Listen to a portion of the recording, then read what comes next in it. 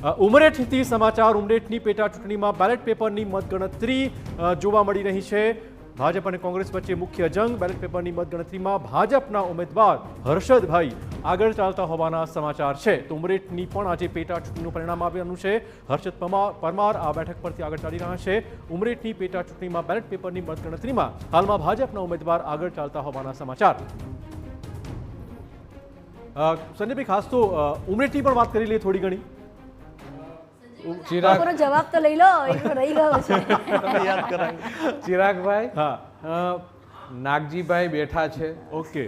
કોંગ્રેસના પ્રવક્તા તરીકે, એટલે મારે એમને કહેવું છે કે બંગાળની જે ચૂંટણી આપે જોઈ, કાયદો કેને કહેવાય એ કેન્દ્રની સરકાર હોય ને ચૂંટણી પંચે દેખાડી દીધું છે કે કાયદો શું કરી શકે, કાયદો શું છે. રાજ્ય ચલાવવું અને ચૂંટણીઓ કરવી એ રાજ્યના મુખ્યમંત્રીઓ કરતા હોય છે અને એની કાયદો વ્યવસ્થાનું ભાન આ દેશના પ્રધાનમંત્રી અને આપણા ગૃહમંત્રી અમિત શાહજી કરાવી જ રહ્યા છે. અને કાયદો શું વ્યવસ્થા છે, વિકાસની શું રાજનીતિ છે.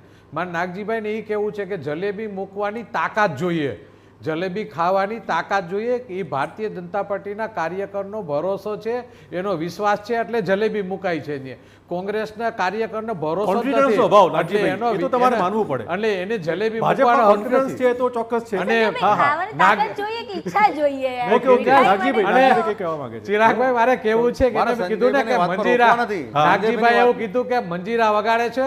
અમે મંજીરા વગાડી છીએ, રામ મંદિરમાં વગાડી છે, અયોધ્યામાં, અમે પાવાગઢ મા કાળીના ધામમાં વગાડી છીએ. અમે અલગ અલગ, તમે જ્યાં પણ હોય, રામેશ્વર હોય, માં સોમનાથ હોય, તમે ગઈકાલે પશ્ચિમ બંગાળમાં હવાલો કર્યા છે અને એ મંદિરા ભગવાનના વગાડી છીએ.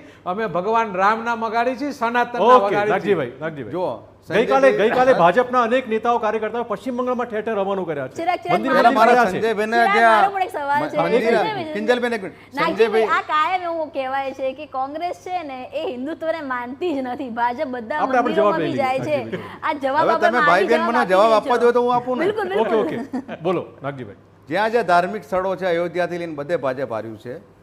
બીજી કે મને એ નથી ખબર પડતી કે બે મોઢાની વાતો ભાજપ કરે છે કેમ. હમણાં તાજેતરમાં અઠવાડિયા પહેલા ચૂંટણી ગઈ તો તમે હિન્દુત્વ જ માનો છો તો 7 તો મુસ્લિમોને ટિકિટ ભાજપે આપી છે. એટલે આ બતાવવાના ચાવવાના દાંત આ લોકોના અલગ છે. અમે કહીએ છીએ કે સર્વ ધર્મ સન્માન એક.